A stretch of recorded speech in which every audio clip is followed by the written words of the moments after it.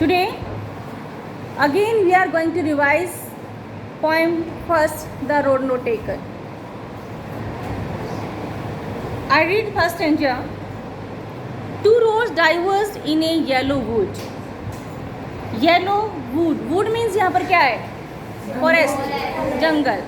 And yellow, it means autumn season. Two roads diverged in a yellow wood, and sorry, I couldn't travel both. Poet is going somewhere, and he reaches at a point. He arrives at a point where two roads diverged. One road diverged into two, and there was a forest. And the poet says that, sorry, I couldn't travel both. Being one traveler, poet feels regret that being one traveler, he couldn't opt both of them. He can only take one path. Here, path, road symbolizes the challenges, options that we have in our life. When we are going to do any work, then there are so many choices we have in front of us, and being one doer, one person, we can choose only, we can opt only one. And be one traveler, long I stood. That I have said to you. Being one traveler, because the poet was only one traveler, long I stood. Long I stood. He stood. I refers here poet. ठीक है? He stood. खड़ा रहे वो. And looked down one as far as I could. And looked down. और मैंने देखा. Look down का मतलब उस रोड को देखा जहाँ तक उनकी नज़र जाती थी. As far as I could. जहाँ तक कि वो देख सकते थे, या मैं देख सकता था. हम तो उनके लिए क्या बोलेंगे? जहाँ तक वे देख सकते थे. और खुद के लिए क्या आया है? आई. तो पोइट कहते हैं जहाँ तक मैं देख सकता था वहाँ तक मैंने उस रोड को देखा. To where it bent in the undergrowth. Undergrowth means क्या बच्चे यहाँ पर? Plants and bushes, and that were dense growth. Undergrowth का मतलब डेंस ग्रोथ. एंड वो जो रास्ता जैसे जा रहा है सीधा, ठीक है, कभी भी रास्ता जो ना इतना एकदम से सीधा नहीं जाता, वैसे ऐसे घूम के जाता है. तो अंडरग्रोथ का मतलब है यहाँ पर जो dense growth of plants and bushes, वहाँ पर जहाँ तक वो देख सकता था उस रास्ते को, वहाँ तक पोइट ने उस रास्ते को देखा. Is that clear? ठीक है. Next second stanza. Then took the other. First the poet look down the first road. Look down the first road. जहाँ तक as far as he could see that, he could look that. ठीक है. Then took the other. Then he took the other का मतलब दूसरे road की तरफ देखा, यानी दूसरे ऑप्शन की तरफ सोचा. जिससे अपने माइंड में रोड की तरफ मत जाओ. रोड का मतलब क्या है? चॉइस. ठीक है. Then took the other just as fair and having perhaps the better claim. यानी दूसरा रास्ता भी, दूसरा ऑप्शन भी जो है ना, बेटर क्लेम कर रहा था. उससे बेटर यानी पहले वाले से ज़्यादा क्लेम कर रहा था. कोई मुझे भी ऑप्ट करे. Because it was grassy and wanted wear. It was grassy. Grassy का मतलब क्या है? That was less travelled. देखिए जैसे जो पेडेस्ट्रियन होते हैं, वो जहाँ से चलते हैं डेली, तो वहाँ पर क्या होता है? कोई ग्रास वगैरह कुछ नहीं उगता. वो मिट्टी क्या हो जाती है? टाइट हो जाती है, हार्ड हो जाती है. ठीक है. लेकिन बार बार हम वहाँ से कोई नहीं जाएगा तो क्या होगा? जैसे जब आप नीचे जाएंगे, डाउन स्टेज जाएंगे, बाहर निकलेंगे, तो जिस रास्ते से आप डेली जाते हो, तो वहाँ पर क्या हो जाएगा? वो मिट्टी क्या ना हार्ड हो जाएगी. वहाँ से ग्रास नहीं आएगा. और साइड में क्या हो जाएगा? ग्रास. क्यों होगा साइड में ग्रास? क्योंकि उस रास्ते से आप चले नहीं हो. ठीक है. तो ऐसे ही यहाँ पर and having perhaps a better claim because it was grassy and wanted wear. Wanted wear का मतलब the path, the road. Wanted wear, वो भी चाहता था कि मुझे कोई ले, मुझे कोई चूज़ करे, मेरे ऊपर से भी कोई जाए, मुझको भी कोई ऑप्ट करे. ठीक है. Though as for that the passing there, had warned them really about the same. However, the poet walked on that road for some distance and he realized that both the roads have been walked over equally on that day only. ठीक है, because there were no leaves trodden at that day. ठीक है, next sentence देखिए, and both the morning equally lay in leaves, no step had trodden black यानी on that day and both that morning, both का मतलब both options, both roads, उनके ऊपर से उस दिन कोई भी नहीं गया था. इक्वली ले का मतलब क्या है, पड़े हुए थे, वहाँ पर थे, वहाँ पर जा रहे थे. In leaves no step had trodden black, और जो वहाँ पर जो लीव्स पड़े हुए थे, येलो कलर के जो लीव्स पड़े हुए थे, वो अभी ट्रीट भी नहीं हुए थे, यानी उनको कुचला भी नहीं गया था. उस दिन वो दोनों ही रास्ते सेम दिखाई दे रहे थे. O I kept the first for another day. Poet says that O का मतलब ही here also feels regret because he can't choose both, he can only opt one option, one choice. ठीक है, O I kept the first for another day, मैंने first वाले को किसी दूसरे दिन के लिए रख लिया, छोड़ दिया. Yet knowing how way Leeds on two way, ये जानते हुए कि, येट फिर भी ये जानते हुए कि, how way Leeds on two way, कि कैसे जो रास्ते हैं, एक रास्ते से दूसरा रास्ता निकल जाता है, वापस आना बड़ा मुश्किल होता है. ठीक है, हम कोई भी जैसे कोई भी चीज़ हम ऑप्ट करते हैं. ठीक है, सपोज कर मैंने आपको पहले भी एग्जांपल दिया था कि जैसे आप +1 में जा कर के आपने सब्जेक्ट चूज़ करेंगे, कॉमर्स लेंगे, मेडिकल लेंगे या नॉन मेडिकल लेंगे या कॉमर्स लेंगे. कॉमर्स में भी आपका कम्बिनेशन क्या लोगे, मैथ्स लोगे या इकोनॉमिक्स लोगे. ठीक है, अब आर्ट्स लोगे, ह्यूमैनिटी लोगे, तो उसमें आप क्या चूज़ करोगे, उसमें भी कम्बिनेशन देखना पड़ता है. तो कई बच्चे क्या करते हैं, कई बार मैथ्स ले लिया, इकोनॉमिक्स भी ले लिया, कई बार मैथ्स संस्कृत ले ली, कई बार मैथ्स साइको ले लिया. ठीक है, तो वो ऑप्शन.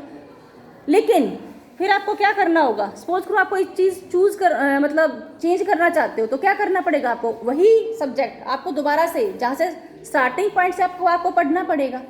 ठीक है, मैं एक एग्जाम्पल दे रही हूँ छोटा सा. I leaves no step had trodden black, oh I kept the first for the another day. तो यहाँ पर पॉइंट कहता है कि मैंने जो फर्स्ट वाला जो चॉइस थी उसको मैंने किसी दूसरे दिन के लिए रख लिया कि फिर देखूंगा, अभी तो मैं इसको चूज करता हूँ. Yet knowing how way Leeds on two way, कि कैसे रास्ता जो है ना, एक रास्ता कैसे लीड करता चला जाता, आगे से आगे चला जाता है. आई doubted if I should ever come back, और मुझे डाउट था कि पता नहीं मैं कभी वापस आ भी पाऊँगा या नहीं आ पाऊँगा. I shall be telling this with a sigh. Sigh का मतलब क्या होता है, दोनों ही होता है, साई ऑफ रिलीफ. ठीक है, साई का मतलब होता है गहरा सांस लेना. A long deep breath here either of relief और सेटिस्फैक्शन और रिग्रेट, दोनों ही होता है. देखो, जब आप खुश होते हो कोई काम, ये होता है कि भी हाँ ये मैंने काम सोचा था और ये मेरा हो गया है, तो आप ओहो अच्छा हुआ ये मेरा काम हो गया है. ठीक है, दूसरा ओहो काश मैं दूसरा रास्ता चुन लेता, तो भी आप लंबी सांस लेते हो. परेशान होते तो भी लंबी सांस लेते हो, और खुश हो गए तो भी आप लंबी सांस लेते हो. तो साई का मतलब क्या है, long deep breath here either of relief और रिग्रेट. ठीक है, तो यहाँ पर क्लियर नहीं दे रखा पॉइंट ने, यहाँ पर I shall be telling this with a sigh, कि मैं कभी ये गहरी सांस लेते हुए मैं बता रहा हूँगा. Somewhere ages and ages hence, ages and ages hence का मतलब बिफोर, हैंस मीन्स बिफोर, कि बहुत बहुत टाइम पहले जो है ना, समवेयर कहीं जो है, two road diverse in a wood, कि दो रोड जो है ना वो जंगल में जाते थे, डाइवर्स हो रहे थे. And I took the one, और मैंने कौन सा लिया, वन, एक लिया उनमें से, दैट लेस ट्रेवल्ड बाय. यहाँ आप कह सकते हो कि the why did the poet of the first one that was less travelled. What tells what it tells about the nature of the poet, क्या कि because the poet's nature is challenging nature है, so that's why he opts the road that is less traveled. ठीक है, ये एक nature है बेटा. First I clear this point. 2 roads diverged in a wood and I took the one less traveled by. And that has made all the difference. That is the very important line. That has made all the difference. That यहाँ पर that किसके लिए आया है? The decision, the option that has been taken by the poet. That has made. देखो जो option मैंने choose किया था, जो चॉइस मैंने की थी, वो मेरी लाइफ में बहुत डिफरेंस लाया है. उसने मेरी लाइफ में बहुत डिफरेंस लाया है. ठीक है. अब वो डिफरेंस अच्छा भी हो सकता है और बुरा भी हो सकता है. अच्छा होगा तो क्या होगा? चलो अच्छा हो गया. ठीक है, मैंने ये रास्ता चुन लिया. पता नहीं दूसरा रास्ता मैं चुनता तो क्या होता, मेरे लिए अच्छा होता या नहीं होता. और जब उसके साथ बुरा हो तो होगा. ठीक है, वो जो उसने ऑप्शन दिया है उसका जो रिजल्ट है वो पॉजिटिव नहीं निकलेगा, पॉइंट के सेटिस्फेक्शन के अकॉर्डिंग नहीं होगा. तो क्या होगा कि काश मैं I had opted that one another. Clear? यानी रिग्रेट करते वो. और डिफरेंस का मतलब क्या है कि उनकी लाइफ में जो है ना वो डिफरेंस आ चुका होता. And that has made all the difference. यानी उसमें क्या दैट हैज़ मेड, दैट का मतलब क्या, जो चॉइस उन्होंने ली है that has made all the difference. In this lines the poet talks about the consequences of the choice. ठीक है, यानी जो लास्ट स्टैंजा है, इस स्टैंजा के अंदर पोएट जो है, जो उन्होंने ऑप्शन लिया है उसके जो कॉन्सिक्वेंसेज हैं, उन्होंने जो चॉइस की है उसके कॉन्सिक्वेंसेज के बारे में बताते हैं. The poet state that some time in future he will remember the day he made the choice. He would be telling about his decision with a sigh, either with relief or with regret. Either with relief और regret. Relief of making the right choice. Right choice होगी तो क्या होगा? Relief होगा. और making the wrong choice, regret for the wrong choice. He would tell that from the 2 roads that went into the forest, he took the less traveled and the choice had made a significant impact on his life. Significant impact on his life यानी एक महत्वपूर्ण impact का प्रभाव जो है ना उनकी life के ऊपर उसका पड़ा है. देखिए, हम जो चूज़ करके चलते हैं उसी का तो हमारा रिजल्ट होता है, हमारा जो लाइफ होता है.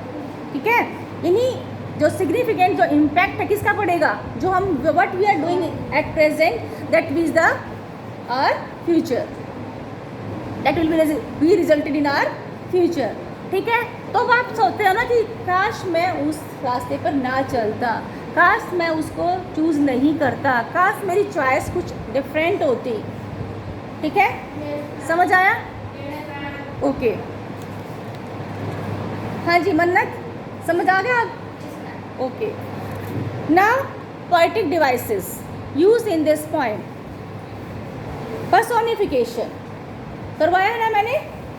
Personification a figure of speech which is use to make an inanimate object और एनिमल्स, बर्ड्स, लुक और रियल वुमेन. तो यहाँ पर क्या है ये पर्सोनिफिकेशन कहाँ यूज हुआ है?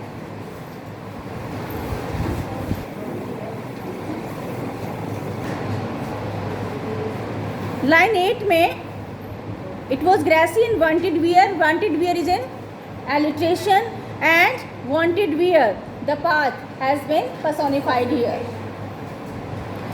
नेक्स्ट है इमेजरी. इमेजरी ये I think I forgot to make you write. Okay, imagery क्या होता है? Imagery means to use figurative language to represent objects. Objects को फिगर बनाना.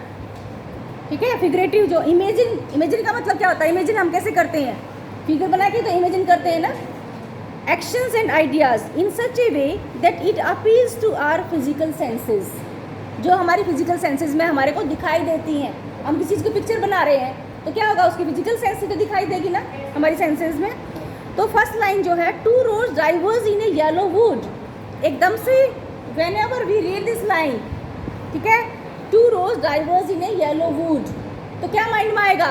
एकदम से जैसे पॉइंट जा रहे हैं येलो वुड में एंड 2 road diverged. एक इमेजिनेशन बन गई ना आपके माइंड में कि भाई पॉइंट जा रहे हैं और साथ में क्या है, वो 2 road diverged हो रहे हैं. That is called imagery and that has been use in the first line 2 roads diverged in a yellow wood. Lines 11 and 12 में भी है, and both that morning equally lay, mind में क्या आता है, both that morning equally lay in leaves no step had trodden black, एकदम से mind में क्या आता है कि येलो लीव्स गिरे हुए वहाँ पर, and that has not been trodden black. Next metaphor, metaphor कहाँ है, metaphor a device which compares two things or qualities which are unlike. ठीक है, unlike का मतलब क्या है, इक्वल नहीं है बट इक्वल मान लिए जाते हैं. ठीक है, the poem as a whole is a metaphor because the poet is metaphorically comparing the paths in the wood to the choice one must make in life. अभी मैंने बताया ना कि रोड को, चॉइस को क्या माना गया है, रोड, चॉइस को क्या माना गया है, रोड. सिंबोलिज्म सेम है यहाँ पर. A figure of speech wherein symbols are used represent ideas और क्वालिटीज. जैसे लाइन 5th है, अंडरग्रोथ. अंडरग्रोथ में क्या है, is symbolic of the unknown and uncharted unexplored world. Unexplored world यानी ऐसी जगह जिसका कोई एक्सप्लोर नहीं है, अनएक्सप्लोर्ड, इसका कोई अंत है ही नहीं. ठीक है, undergrowth, dense plants and bushes. ठीक है, ओके. तो where does the traveller find himself?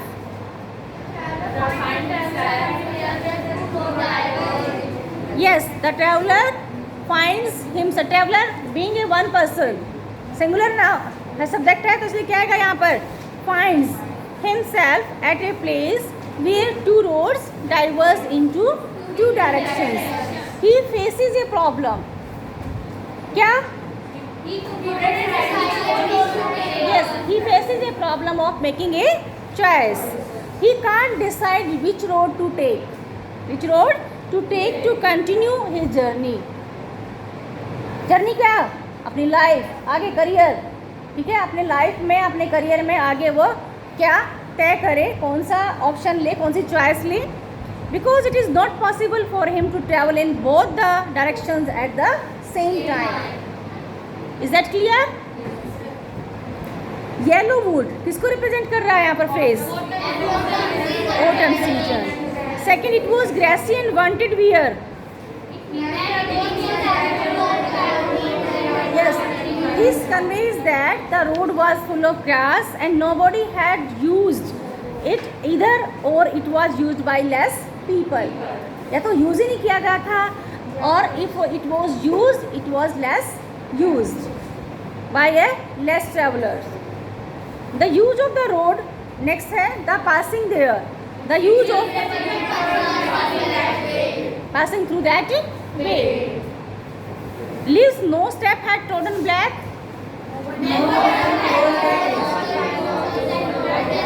Yes, leaves had not trodden black because no one has walked on that.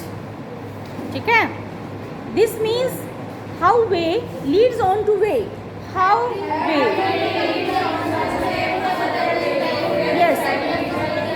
This means how one road leads another road. Leads to another road, की कैसे एक road दूसरे road को lead करता रहता है. ऐसा कभी तुमने देखा है? छोटे मोटे जो रोड हैं वो तो एक अलग बात है, लेकिन जैसे हाईवे जा रहा है या कोई बड़ी वो है, तो एक रोड कितने डाइवर्स होते रहते हैं, कहीं ना कहीं लीड करता ही रहता है वो. समझ आया?